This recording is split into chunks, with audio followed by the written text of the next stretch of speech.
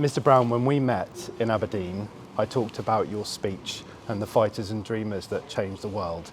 Now today we're here in Lochgelly at a Multibank from where the team distribute everything that those most in need in the community need to them at the moment that they most need it. Rumour has it that you still wake up at 5 a.m. So when did you dream this up, Mr. Brown?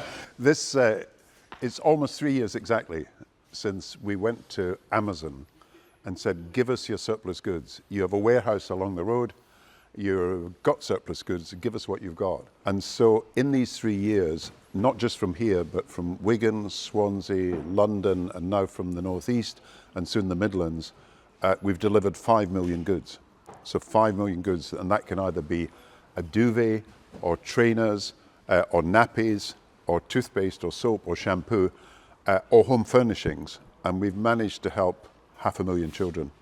So this is a joint effort of charities, social workers, teachers, health visitors, doctors, because they tell us who needs the goods, and we go through the professionals. But it's a joint effort between charities and funders and suppliers, including, I may say, DC Thomson, who've done a great job. Thank you. And when you set out on this mission, nothing new ever goes in a straight line. On the journey, what has taken you most by surprise? Well, you've got to create a supply chain. It's so complicated in a way. I never knew when we started that hotels don't own most of the laundry, that they rent it from laundry companies. And after about 80 washes, people say we need new ones. So where do the duvets go? We re-launder them and we get them to people. And I didn't know a number of things about how the supply chains were working. Up in Cooper, PepsiCo run Scott's Porridge Oats, and they sell a lot to Saudi Arabia, believe it or not. And when the tin is wrongly numbered, it can't be sent to Saudi Arabia, but the contents are great, so we can get them, and they're breakfasts for children. So there's so many surplus goods that it's possible to get hold of if you can show companies that the goods they have are goods people need, and that we know the people who need them. Now, if we can't show that we can get them to the people who really need them, then we're probably taking away the market of these companies. But if we can show that these are people who can't really afford to buy their goods, then it's a good thing for their social responsibility ethics that they can give these surplus goods away. So here you can see Dettol. Let's take a look. So that's Dettol. These are Dettol wipes, cleaning materials. These are great. Then we go right through here and you go down to quite sort of small items that people want. So this is Vitamins. This is bit of melon, vegetarians. I've seen microwaves, I've seen ovens. Microwaves, we have irons, we have toasters. We've got a relationship with the hotels groups. When they're renovating their rooms, they're throwing out hair dryers, they're throwing out kettles.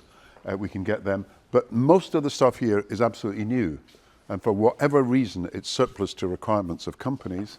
And instead of it being wasted and thrown away, this is an anti-pollution initiative as well as an anti-poverty initiative. Through here, you've got something very specific. Let's have a look, Callum. Because here you've got trainers. Now, the cost of trainers is so high these days.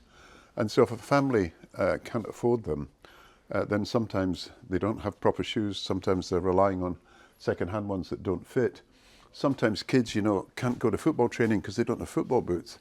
We know of this family where there was 2 kids sharing football boots. So one could go 1 week to the training and the other could only go the second week.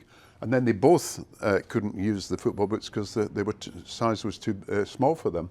So we managed to get them football boots. 11% of the people that we help have said that but for the Multibank, they might have had to put their children in care. And another group say, but for the Multibank, they might have had to face eviction. So these are changes we can help make in people's lives. We've lived through a time of inflationary pressure. Have you been surprised at the volume of those inquiring for support from the So I was brought up in Kirkcaldy in the 1950s and 60s, and we had travelling people, we had a lot of slums, a lot of unemployment because of the coal industry and the linoleum industry. But I never thought I'd see poverty like this again. And I honestly, I'm shocked when I see the condition that families have to live in when they can't afford the basics. So you have kids coming to school hungry but also badly clothed. Some of them have got dirty clothes, and some schools are introducing laundrettes into the schools so that they can wash their clothes. And you have families having to choose heating, eating, buying toiletries, you know, at the end of the week.